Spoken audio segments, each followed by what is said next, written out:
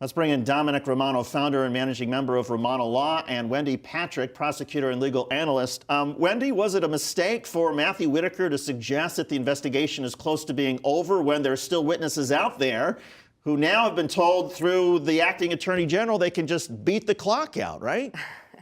Yeah, that's exactly right. You know, it's problematic that he said what he did. Not to say that he's not permitted to comment on it in general, but he has to really choose his words carefully. You know, the biblical language, we're supposed to be quick to listen, slow to speak.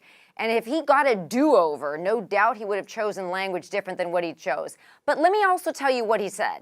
He selected aspirational language. I think, I hope. Now, he's got source credibility because he's in the know. But to come out with a kind of I'm sure he does hope it's over. He probably insinuated a little more than he intended to in transmitting this, this surety that we're going to see the end of it anytime soon. I don't think we are. We just had another arrest last week of Roger Stone. Sure, it's a process crime, but they got a lot of information they're going to have to sift through. And who's to say that won't lead to new witnesses?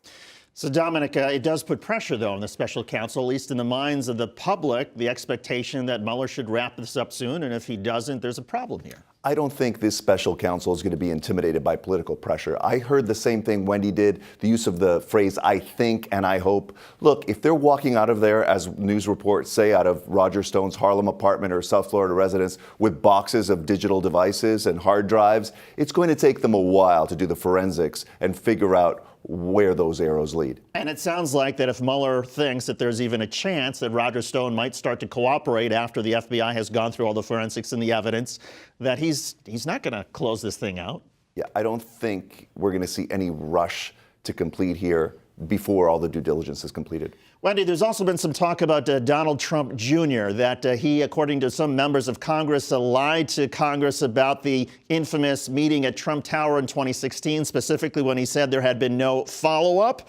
And clearly there was some follow-up, and clearly the Trump White House has acknowledged that the president wrote the talking points to describe that meeting. So, again, isn't Donald Trump Jr. another one of these cases that could be hanging out there? You know, Dominic and David, we could probably together come up with about 20 or 30 people that are in that kind of position. Sure, it's unique with Donald Trump Jr. because of the meeting in question, but there are lots of people who we could go back and say, well, they weren't completely truthful about this. Did they misremember? Did they not believe that was important? Is it innocent? Remember, Roger Stone says it was an accident and he didn't intentionally misrepresent.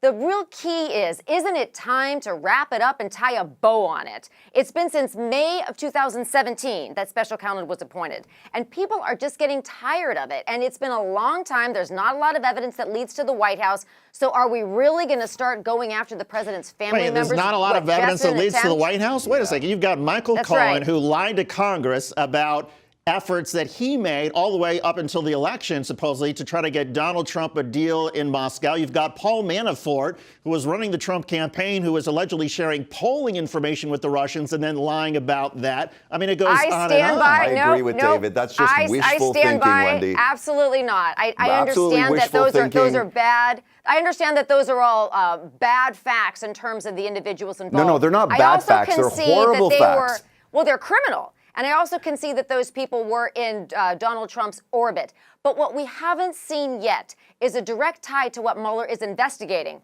Not fraud, not payoffs, but remember what he's investigating. Conspiracy between the Trump campaign and the Russians, interference with the election. Right, we're well aware of that. But the fact is, it's not just, Wendy, the problem is none of what we've talked about leads to that charge that Mueller is supposed to be investigating. How do you know that? How do you come to that leap? We don't know what Mueller knows. You don't know what's in those hard drives.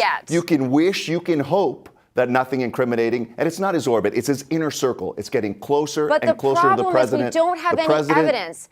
I understand your argument, and I respect the argument. You don't know whether there's evidence or not. You haven't seen the evidence, to be clear. Neither have you. None of us have. None of us have. So why rush to judgment and saying there's no evidence? Wendy, I've heard a lot of lawyers talk about consciousness of guilt, that if somebody lies to Congress or lies to the FBI, that is consciousness of guilt. Why would Donald Trump Jr. lie about the infamous Trump Tower meeting in June of 2016? If there was nothing nefarious there, why would he do that? It's a great question. David and Dominic, that is the single biggest question that has been asked, why would you lie if you didn't do anything wrong? I've been a prosecutor for more years than I'm going to admit on television.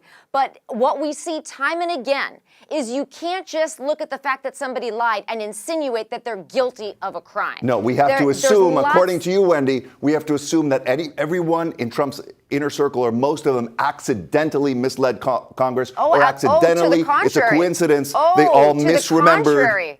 Nope, to the contrary. They can be guilty of everything they're charged with. And in fact, we know they were. A lot of them pled guilty. But that still doesn't solve the question as to whether the president is guilty of obstruction of justice, of collusion, of conspiracy. But why make the assumption that he's innocent before we've seen all the evidence? I never make that assumption. The problem is we can't rush to judgment either way. We Dominic, can't say can you he's clarify innocent, something? Wendy and we made can't say he's guilty. Wendy made a reference to process crimes, but I mean, again, in the criminal code, obstruction of justice, perjury are treated just as seriously as an underlying conspiracy charges. Absolutely. And if you look at other criminal conspiracies that are investigated, they take years. They don't take weeks or months or days to resolve. So saying that he should hurry up and finish, he should finish when he's looked at all the evidence. And for the record, I agree with that 100%. 100%. There's no way you can rush this along. And for the record, and I get the talking point about process crimes from some conservatives, like about obstruction of justice and perjury, but obstruction of justice and perjury,